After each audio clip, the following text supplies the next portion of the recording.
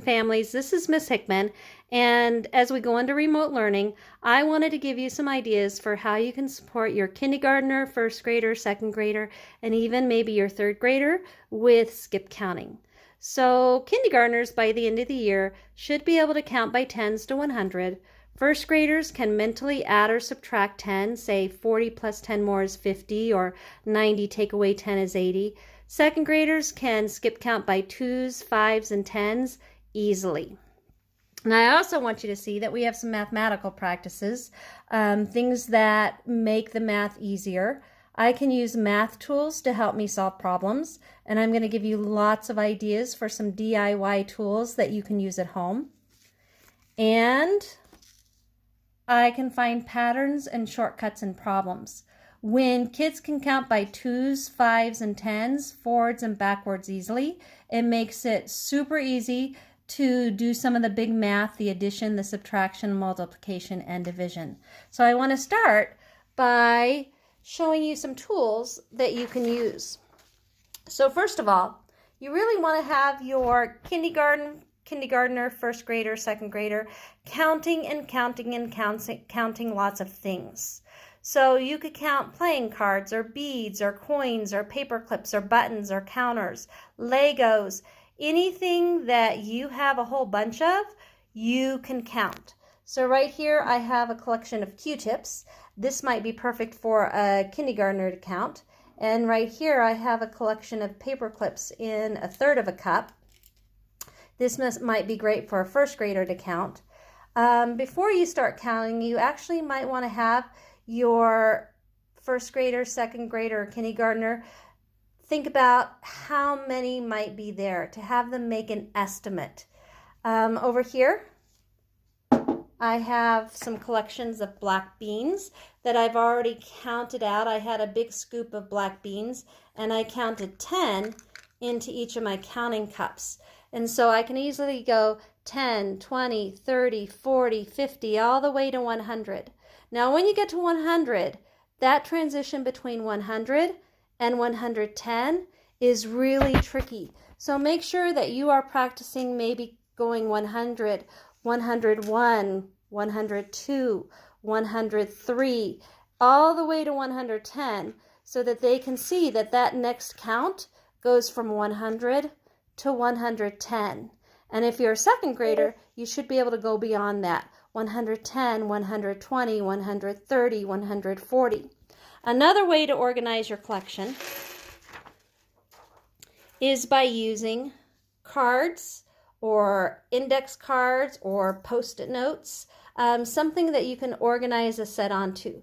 So here I have 5, 10 using paper clips.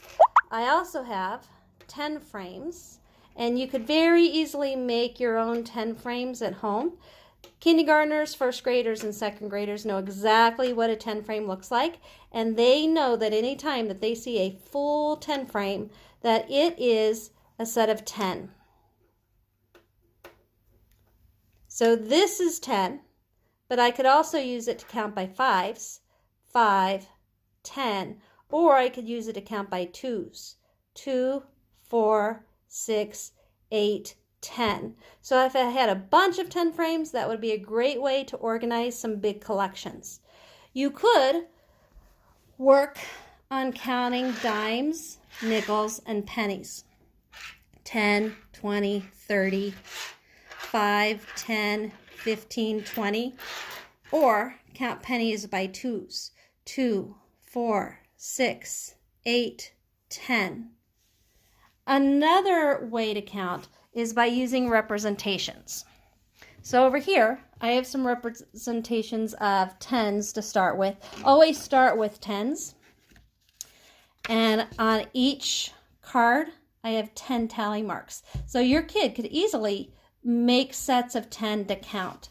10, 20, 30, 40, and you could even turn them over so that you still know that there's a quantity of 10, but now they're hidden.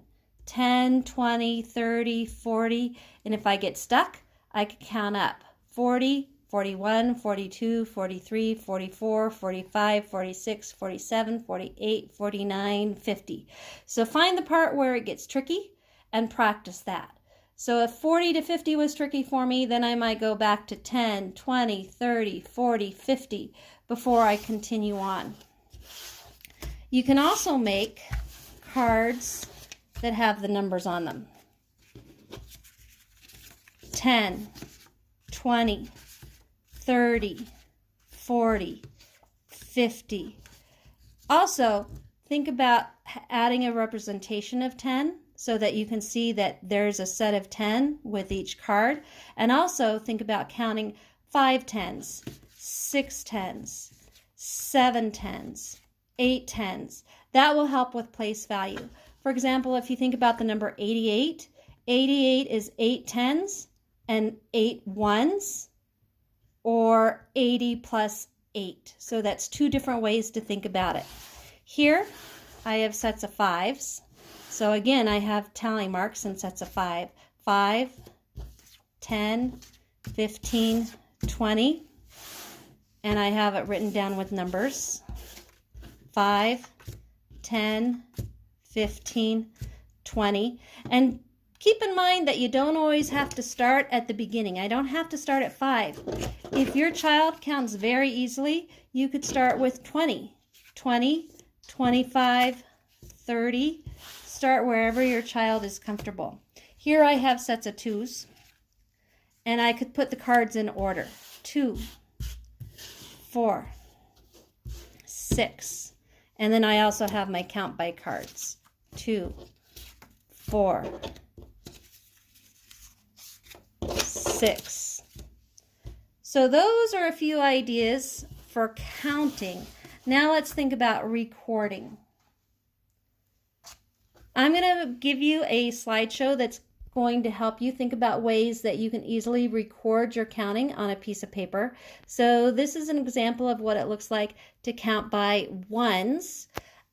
Somewhere on the paper, if your child has a hard time remembering what a digit looks like when they write it, or if they're flipping their numbers backwards, write it up at the top so that they can see that visual representation of what it looks like. This is a way to organize a collection of 36 into 10s. So I have 10 in each circle, and then here are my ones over here. This is a more advanced way of recording your thinking. So I could, instead of using X's or dots, I could actually use numbers 10, 20, 30, 40, 50 to record my thinking. I counted 28, and here's how it sounds. 2, 4, 6, 8, 10, 12, 14, 16, 18, 20. And notice here how I organized it to the 10, because I can think counting down. 10, 20, what would come next? 30. 6 plus 10 more is 16, plus 10 more is 26. So that's another way to think about how you might count. If you're a second grader, you can record your counting with a written form, an expanded form, strips and singles, and you could decide whether or not it's odd or even. And then practice counting every single day. So you can make your own recording sheet for Monday, Tuesday, Wednesday, Thursday, Friday. And that would be a great way to practice skip counting by 2s, 5s, and 10s. So I will see you later, Appleton Bookworms. Keep counting. Bye.